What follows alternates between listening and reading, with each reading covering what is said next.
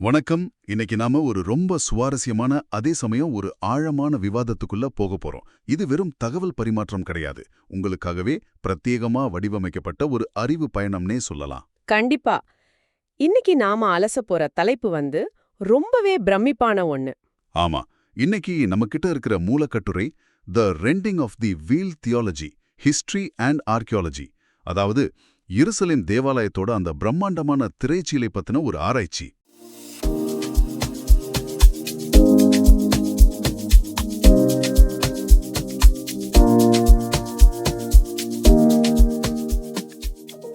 திரைச்சீலை அப்படிங்கிறது ஒரு வரலாற்று குறியீடு, அதே சமயம் ஒரு இறையியல் குறியீடு கூட. சரியா சொன்னீங்க. இத பத்தி தொல்லியல் துறை என்ன சொல்லுது, யூத மத நூல்கள் என்ன சொல்லுது, அப்புறம் கிறிஸ்துவ பார்வைகள் என்னென்ன அப்படிங்கறத எந்த சார்பும் இல்லாம நம்ம அலச போறோம். அதாவது ஒரு சாதாரண துணி எப்படி பல நூற்றாண்டுகளா மனிதர்களுக்கும் கடவுளுக்கும் இடையிலான ஒரு மிகப்பெரிய எல்லையா பார்க்கப்பட்டுச்சு அப்படிங்கறத நாம தெரிஞ்சுக்க போறோம். சரி, இத கொஞ்சம் விரிவாகவே அலசுவோம். பழைய ஏற்பாட்டுல குறிப்பா யாத்ராகமம் புத்தகத்துல பாத்தீங்கன்னா இந்த முதல் ஆலயத்தோட திரைச்சீலைய பத்தி ஒரு பிரம்மாண்டமான வர்ணனை இருக்கு. அவங்க சாதாரணமா ஏதோ ஒரு துணிய தொங்க விடல. அது ரொம்ப நுணுக்கமான வேலைப்பாடு கொண்ட ஒரு திரை. ஆமா, நீலம், சிகப்பு, ஊதா நிற நூல்களால நெய்யப்பட்டு அதுக்கு மேல கெரூபுகள்னு சொல்லப்படுற தேவதூதர்களோட உருவங்கள் எல்லாம் ரொம்ப அழகா எம்ப்ராய்டரி செய்யப்பட்ட ஒரு திரை அது. இந்த திரைச்சீல தேவாலயத்தோட பரிசுத்த ஸ்தலத்தையும் மகா பரிசுத்த ஸ்தலத்தையும் பிரிக்கிற ஒரு தடையா அங்க இருந்துச்சு. இங்க ரொம்ப ஆச்சரியமான விஷயம் என்னன்னா, இந்த திரைச்சீலைய நாம வெறுமனே ஒரு கட்டடத்தோட 2 அறைகளை பிரிக்கிற ஒரு ஸ்கிரீன் மாதிரி சுருக்கி பாத்திர முடியாது. அது ஒரு மிகப்பெரிய பிரிப்பு அடையாளம். அதாவது ஒரு simple of separation. Simple of separation. இத கொஞ்சம் விளக்கமா சொல்ல முடியுமா? இத நீங்க கொஞ்சம் ஆழமா புரிஞ்சுக்கணும். ஒரு பக்கம் பாத்தீங்கன்னா நாம வாழ்ற இந்த சாதாரண உலகம், நம்மளோட குறைகள், பாவங்கள் எல்லாம் இருக்கு. இன்னொரு பக்கம் எந்த குறையும் இல்லாத இறைவனோட முழுமையான பரிசுத்தம் இருக்கு. ஓஹோ.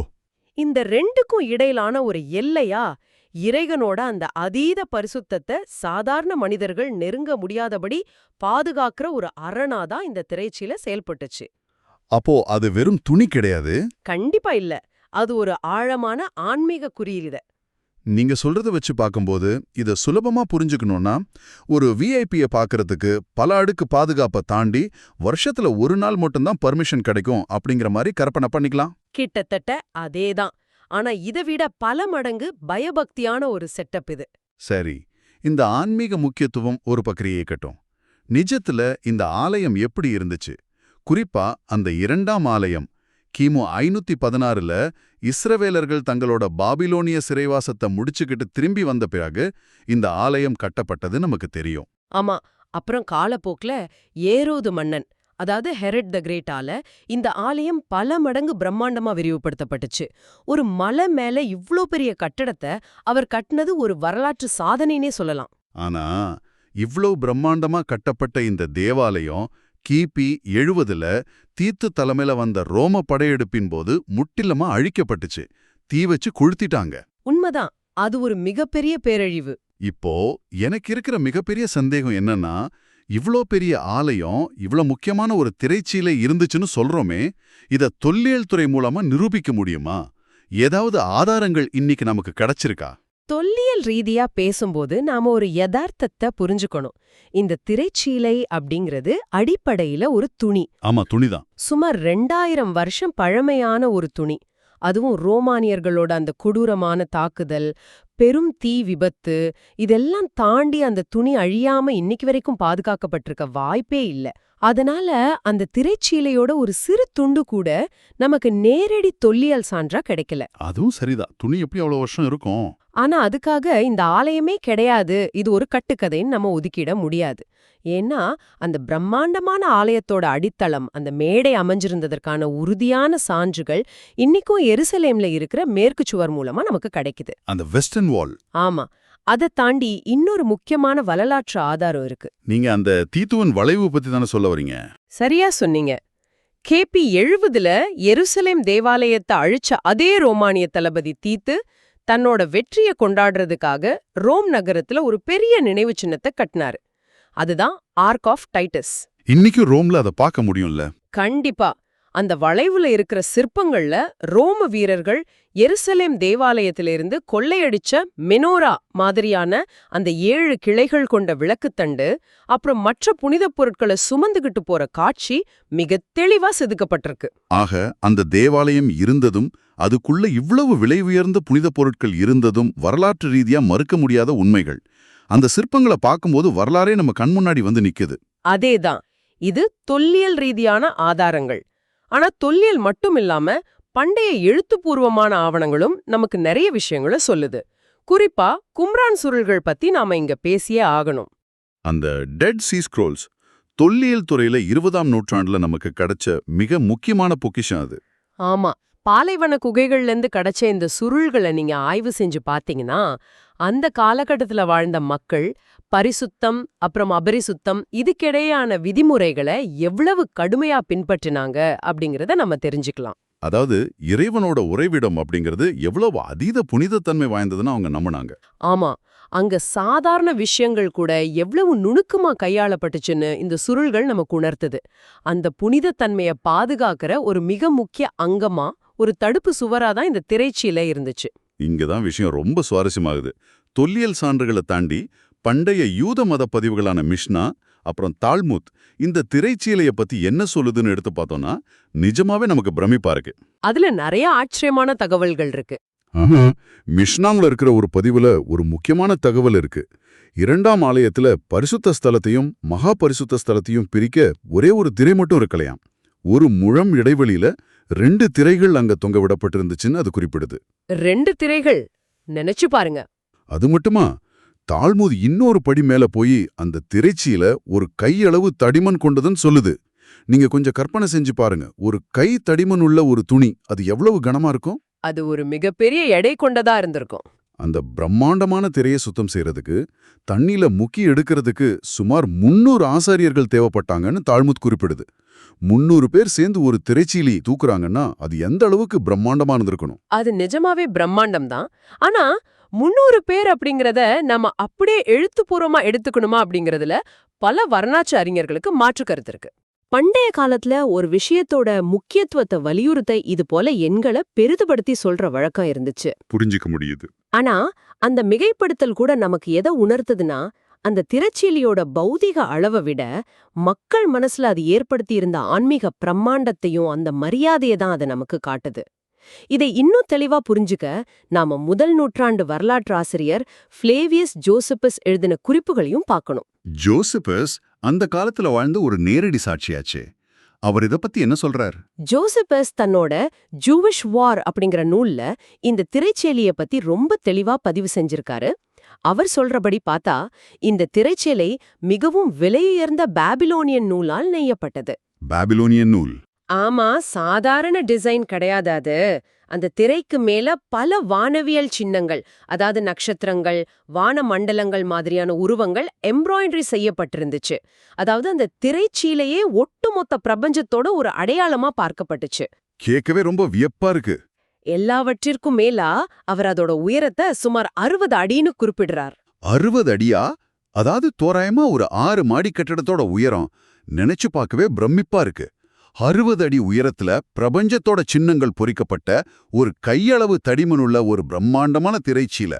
ஆமா, தேவாலயத்துக்குள்ள நுழையிற ஒரு சாதாரண மனிதனுக்கு இது எவ்வளோ பெரிய உளவியல் தாக்கத்தை ஏற்படுத்தியிருக்கும்னு நீங்க யோசிச்சு பாருங்க. கண்டிப்பா. ஏதோ ஒரு சாதாரண அறைய மூடி வச்சிருக்கிற துணி கிடையாது அது. அது இறைவனோட எல்லையற்ற பிரம்மாண்டத்தோட ஒரு நேரடி குறியீடு. சரியா சொன்னீங்க. இவ்ளோ பிரம்மாண்டமான, இவ்ளோ பாதுகாப்பான ஒரு திரைச்சீலை புதிய ஏற்பாட்டு பதிவுகள்ல எப்படி விவரிக்கப்படுது அப்படிங்கறது தான் நம்ம பார்க்க வேண்டிய அடுத்த முக்கியமான கட்டம். கிறிஸ்தவ வரலாற்றோட மிக முக்கியமான நிகழ்வான இயேசு கிறிஸ்துவோட சிலுவை மரணத்தின் போது இந்த திரைச்சீலையில ஒரு மிகப்பெரிய நிகழ்வு நடந்ததா புதிய ஏற்பாடு பதிவு செய்யுது. ஆமாம், மத்தேயு, மார்க்கு, லூக்கா ஆகிய 3 சுவிசேஷங்களுமே இந்த நிகழ்வை ரொம்ப தெளிவா பதிவு செஞ்சிருக்கு. அதாவது இயேசு சிலுவையில உயிர் விட்ட அந்த நொடியில தேவாலயத்தோட திரை மேலிருந்து கீழ்வரை கிழிஞ்சதுன்னு அந்த நூல்கள் சொல்லுது. மேலிருந்து கீழ்வரை அது ரொம்ப முக்கியமான ஒரு வார்த்தை. ஆமா, இதுல நாம ரொம்ப கூர்ந்து கவனிக்க வேண்டிய ஒரு விஷயம் என்னன்னா, அது மேலிருந்து கீழ் கிழிஞ்சது அப்படிங்கிற அந்த குறிப்பு தான். நீங்களே யோசிச்சு பாருங்க, 60 அடி உயரமுள்ள ஒரு பிரம்மாண்டமான ஒரு கைத்தடிமுள்ள கனமான திரைய எந்த ஒரு சாதாரண மனிதனால மேலிருந்து கீழாக கிழிக்க முடியாது. ஏணி வச்சு ஏறி கிழிச்சா கூட அது சாத்தியமில்லை. அதேதான். மனித கணங்களால அல்ல, இது முற்றிலும் இறைவனோட செயல். ஒரு அமானுஷ்யமான நிகழ்வு அப்படிங்கறத உணர்த்துறதுக்காகத்தான் இந்த மேலிருந்து கீழ் அப்படிங்கிற வார்த்தை பயன்படுத்தப்பட்டிருக்குன்னு கிறிஸ்தவ இறையியல் விளக்குது. இத ஒரு பரந்த கண்ணோட்டத்தோட இணைச்சு பார்த்தோம்னா, வரலாற்று ஆய்வாளர்களுக்கு மத்தியில இந்த நிகழ்வு குறித்து 2 வேறுபட்ட பார்வைகள் இருக்கிறத நீங்க கவனிக்கலாம். நாம இந்த விவாதத்தை எந்த சார்பும் இல்லாம நடுநிலையா அணுகணும். கண்டிப்பா 2 தரப்பு வாதங்களையும் நாம பார்க்கணும். ஒரு தரப்பு ஆய்வாளர்கள் என்ன சொல்றாங்கன்னா, சுவிசேஷங்கள்ல சொல்லப்பட்டிருக்கிறபடி இது ஒரு உண்மையான பௌதிகமான வரலாற்று நிகழ்வுதான். அந்த திரை உண்மையிலேயே அன்னைக்கு 2ஆக கிளந்தது அப்படின்னு அவங்க முழுமையா நம்புறாங்க. சரி, இன்னொரு தரப்பு. இன்னொரு தரப்பு வரலாற்று மற்றும் இறையியல் ஆய்வாளர்கள் என்ன கருதுறாங்கன்னா, இத ஒரு சின்னமாக்கப்பட்ட இறையியல் மொழி, அதாவது தியாலஜிக்கல் சிம்பலிசம் அப்படின்னு சொல்றாங்க. இயேசுவோட மரணத்தின் மூலமா மனித குலத்துக்கு கிடைச்ச அந்த மிகப்பெரிய ஆன்மீக விடுதலைய சாதாரண மக்கள் கிட்ட கொண்டு சேர்ப்பதற்காக பயன்படுத்தப்பட்ட ஒரு மிகச்சிறந்த உருவகம் இதுன்னு அவங்க வாதிடுறாங்க. இந்த 2 பார்வைகளுமே அவங்கவங்க இடத்துல தர்க்க ரீதியா வலுவாதான் இருக்கு. ஆனா எனக்கு இப்போ இன்னொரு கேள்வி வருது. சொல்லுங்க. இயேசு கிபி 30ஆம் ஆண்டு வாக்குல சிலுவையில அறையப்பட்டார்னு சொல்றோம். இதே காலகட்டத்துல நடந்த இந்த திரை கிழிந்த நிகழ்வை பத்தி யூத மத நூல்கள் ஏதாவது பதிவு செஞ்சிருக்கா? அவங்க தரப்புல இருந்து ஏதாவது ஆவணங்கள் இருக்கா? அது ரொம்ப அருமையான கேள்வி. நேரடியா கிபி 30இல் இயேசு சிலுவையில் அறையப்பட்ட போது திரை கிழிந்தது அப்படின்னு எந்த ஒரு யூத மத நூல்லையும் எந்த பதிவும் இல்ல. வரலாற்று ரீதியா பார்த்தா இது நாம எதிர்பார்க்கக்கூடிய ஒண்ணுதான். ஏன்னா 2 மரபுகளும் வேற வேற. ஆமா. ஆனா இதுல சுவாரஸ்யம் என்னன்னா, தாழ்மூன் நூல்ல ஒரு குறிப்பிட்ட பதிவு இருக்கு. கிபி 70ல தேவாலயம் ரோமானியர்களால அழிக்கப்படுறதுக்கு சுமார் 40 வருஷத்துக்கு முன்னாடி, அதாவது கணக்கு பண்ணி பாத்தீங்கன்னா தோராயமா கிபி 30ஆம் ஆண்டு வாக்குல. சரியா சொன்னீங்க. அந்த காலகட்டத்துல தேவாலயத்துல சில அசாதாரணமான அதிசயமான நிகழ்வுகள் நடந்ததா தாழ்மூத் குறிப்பிடுது. என்ன மாதிரியான அசாதாரண நிகழ்வுகள்? எடுத்துக்காட்டா, தேவாலயத்தோட கனவான கதவுகள் யாருடைய உதவியும் இல்லாம தானாகவே திறந்துகிட்டதா அது சொல்லுது. பல கிறிஸ்தவ ஆய்வாளர்கள் இந்த யூத பதிவை எடுத்துக்கிட்டு சுவிசேஷங்கள்ல சொல்லப்பட்டிருக்கிற திரை கிழிந்த நிகழ்வோடு இத தொடர்பு படுத்துறாங்க. ஓ, அப்ப ஏதோ ஒரு பெரிய நிகழ்வு நடந்திருக்கு. ஆமா, கிபி 30ஆம் ஆண்டு வாக்குல தேவாலயத்துல ஏதோ ஒரு மிகப்பெரிய அமானுஷ்யமான நிகழ்வு நடந்திருக்கு. அத 2 வெவ்வேறு மரபுகளும் தங்களோட சொந்த கோணங்கள்ல வெவ்வேறு வார்த்தைகள்ல பதிவு செஞ்சிருக்காங்கன்னு அவங்க வாதிடுறாங்க. இது ஆய்வாளர்கள் மத்தியில இன்னைக்கும் விவாதிக்கப்படுற ஒரு மிக முக்கியமான புள்ளி. இதோட உண்மையான அர்த்தம் தான் என்ன? நீங்க இதை கேட்டுக்கிட்டு இருக்கீங்க, கொஞ்சம் யோசிச்சு பாருங்க. தொல்லியல் சான்றுகள் அந்த துணி கிடைக்கலன்னு சொல்லுது, ஆனா அது இருந்ததற்கான கட்டட அடித்தளம் இருக்குன்னு சொல்லுது. யூத நூல்கள் அதோட பிரம்மாண்டத்தை வியந்து 300 பேர் தூக்குனாங்கன்னு சொல்லுது. கிறிஸ்தவ நூல்கள் அது மேலிருந்து கீழா கிழிந்ததுன்னு சொல்லுது. தால்மூத் அந்த குறிப்பிட்ட காலகட்டத்துல கதவுகள் தானா திறந்ததுன்னு சொல்லுது. இவ்ளோ தரவுகள், இவ்ளோ வெவ்வேறு பார்வைகள். ஒரு சாதாரண மனிதனா இந்த தகவல்களை எல்லாம் நம்ம எப்படி ஒண்ணா இணைச்சு புரிஞ்சுக்கிறது? இதோட ஒட்டுமொத்தமான இறையியல் ஒப்பீடு என்ன? இத மிக தெளிவா புரிஞ்சுக்கணும்னா, நாம இந்த 2 வெவ்வேறு பாரம்பரியங்களோட இறையியல் பார்வைகளை ஒன்றோட ஒன்று ஒப்பிட்டு பார்க்கணும். முதலாவதா, யூத பாரம்பரியத்தின்படி இந்த திரைச்சீலை எதை குறிக்குது அப்படிங்கறத நம்ம பார்ப்போம். ஆரம்பத்துல நம்ம பேசின மாதிரி இது இறைவனோட பரிசுத்தத்தை பாதுகாக்கிற ஒரு அரண். ஆமா, இந்த திரையை தாண்டி மகா பரிசுத்த ஸ்தலத்துக்குள்ள எந்த ஒரு சாதாரண மனிதனும் நுழைய முடியாது. யூதர்களோட தலைமை குரு, அதாவது பிரதான ஆசாரியர் மட்டும்தான் அந்த திரையை தாண்டி உள்ளே போக முடியும். அதுவும் வருஷத்துல எல்லா நாளும் கிடையாதுல்ல. கிடையவே கிடையாது. யோம் கிப்பூர் எனப்படும் பாவ நிவாரண நாள் அன்னைக்கு வருஷத்துல ஒரே ஒரு நாள் மட்டும்தான் பலியிடப்பட்ட மிருகத்தோட இரத்தத்தோட அவர் அந்த திரையை தாண்டி உள்ளே போக முடியும். ஆக யூத மரபுல திரை அப்படிங்கிறது மனிதர்களுக்கும் இறைவனுக்குமான தூரத்தை, நம்மளோட எல்லையே உறுதி செய்யற ஒரு ஆழமான குறியீடு. ஆனா இதே நிகழ்வை கிறிஸ்தவ விளக்கம் எப்படி பார்க்குது அப்படிங்கிறது முற்றிலும் ஒரு மாறுபட்ட கோணம் இல்லையா? நான் முன்னாடியே சொன்ன அந்த விஐபி உதாரணம் இங்க தான் சரியா பொருந்தும். ஆமா, முற்றிலும் மாறுபட்டது. கிறிஸ்துவ இறையியல பொறுத்தவரைக்கே சிலுவையில இயேசு உயிர் விட்ட போது அந்த திரை கிழிந்தது அப்படிங்கிறது இறைவனை அணுகுவதற்கு மனிதர்களுக்கு இவ்வளவு காலமா இருந்த அந்த தடை, அந்த எல்லை முற்றிலுமா உடைக்கப்பட்டுடுச்சு அப்படிங்கிறதுக்கான ஒரு அடையாளம். இனி வருஷத்துல ஒரு நாள் மட்டுமே ஒரு பிரதான ஆசாரியர் மட்டும்தான் உள்ள போகணும் அப்படிங்கிற அவசியம் இல்ல. அதுதான், சிலுவையில சிந்தப்பட்ட இயேசுவோட ரத்தம் மூலமா உலகத்துல இருக்கிற எல்லா மனிதர்களுக்கும் எந்த நேரத்திலயும் இறைவன் கிட்ட நேரா போறதுக்கான ஒரு நிரந்தரமான அணுகல் கிடைச்சிடுச்சுன்னு அவங்க நம்புறாங்க. இப்போ இயேசுவே அந்த நிரந்தரமான நடுவரா செயல்படுறார். பழைய ஏற்பாட்டோட ஆலய சடங்கு முறைகள் எல்லாமே முழுமை அடைஞ்சு நிறைவு பெற்றுடுச்சு அப்படிங்கறதோட உச்சக்கட்ட குறியீடு தான் இந்த திரைக்கிழிதல். இதை நீங்க விளக்கும்போது புதிய ஏற்பாட்டுல வர எபிரேயர்களுக்கான கடிதத்தில் இருக்கிற ஒரு குறிப்பு தான் என் நினைவுக்கு வருது. எந்த வசனத்தை சொல்றீங்க? அந்த பகுதியில இந்த திரைச்சீலைய நேரடியா இயேசுவோட உடலுக்கு, அதாவது அவரோட மாம்சத்துக்கு ஒப்பிட்டிருக்காங்க. இது எவ்வளவு ஒரு ஆழமான இறையல் தொடர்பு பாருங்க.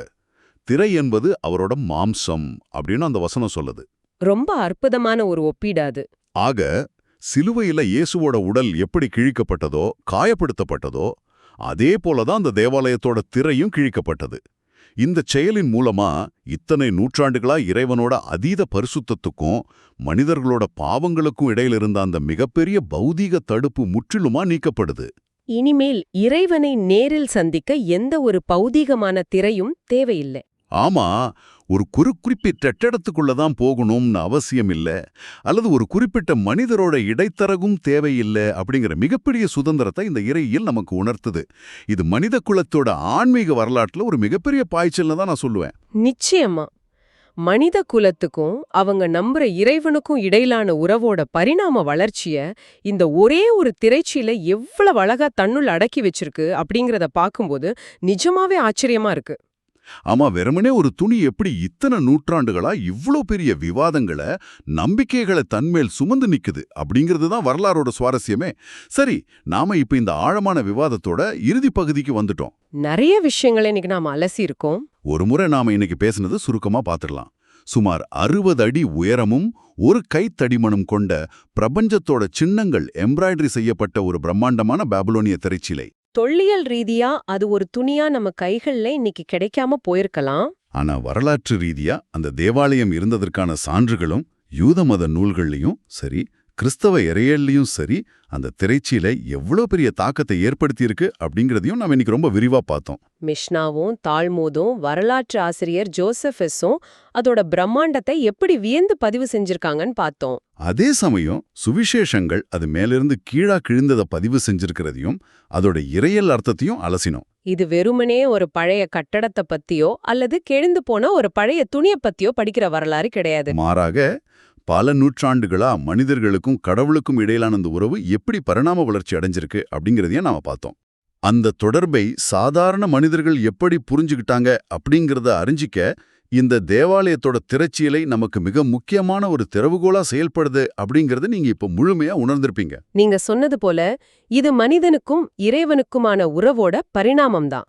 இந்த ஒட்டுமொத்த விவாதத்தோட அடிப்படையில இது ஒரு முக்கியமான கேள்வியை நாம முன்னாடி எழுப்புது.